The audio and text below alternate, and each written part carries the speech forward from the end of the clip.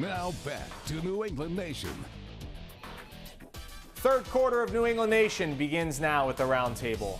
Rosie, Taylor, myself, as well as Gresh. All right, Gresh, we'll give you 25 or 30 seconds. The Bills don't stink anymore. They're a good team, but you still have to talk a little bit about Bills Mafia and why you think they're so backwards.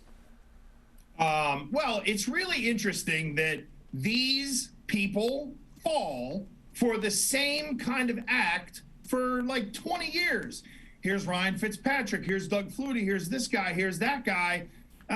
Okay, fine. You just slip on the banana peel, fall for the banana in the tailpipe all the time.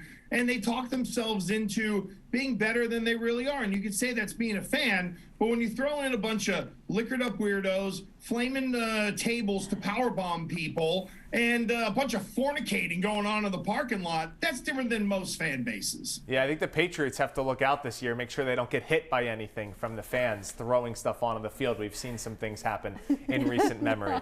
All right, let's start with the quarterback and Josh Allen. He's been a big topic of today's show so far. Gresh, let's start with you again. Is Josh Allen plateauing? We know he had such a great year last year, but you have to start to string seasons together if you want to be considered a top-tier quarterback. Yeah, and I think with Josh Allen, it's one of these scenarios where what does he have around him, right? They went and got Steph Diggs, and then what else is there? You got a slot receiver who, can you really rely on all the time? I'm not so sure. Dawson Knox, the tight end, just came back. But really, I think Josh Allen is the heart of the running game, and because they don't run an offense like Lamar Jackson in Baltimore, that's a problem.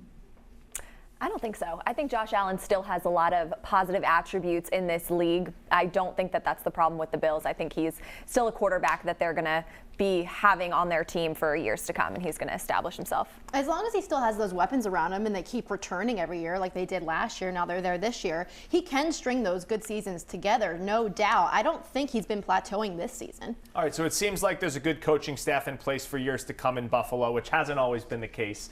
Really good one here, obviously, in New England. Who has the better chance to have the best career between Allen, between Jones?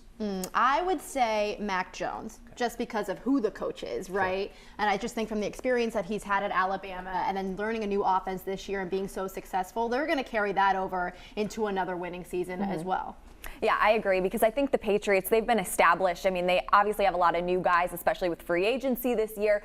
But I think that he kind of stepped into a system that they knew worked, where Buffalo, they're still trying to figure their deal out. If Josh McDaniels takes another role as a head coach, Gresh, does that affect maybe Jones's ceiling in the NFL?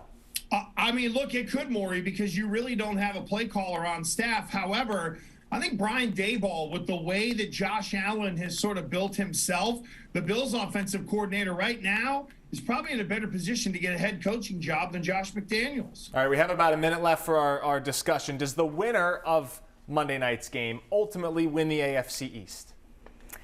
Oof, I still think it's going to be really tight, because even if the Bills do win, they have that home field advantage, as Rosie pointed out earlier in the show.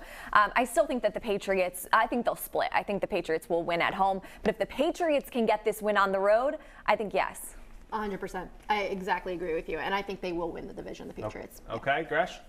Yeah, I'm not so sure just yet. It's only one of two. The Bills also play Tampa Bay next week. So even if you lose this one, maybe Tom Brady actually throws you a bone. Then you can still win that second game down the road and probably win the division. So it might give you a little bit of an inside track, but nothing is decided with this game on Monday night. It's interesting when you look at the schedule side by side. The Bills have the Bucs next week. The Patriots have the Colts. Two really good teams. Then they meet each other again in 3 weeks. And then both teams have two cupcakes to end the season.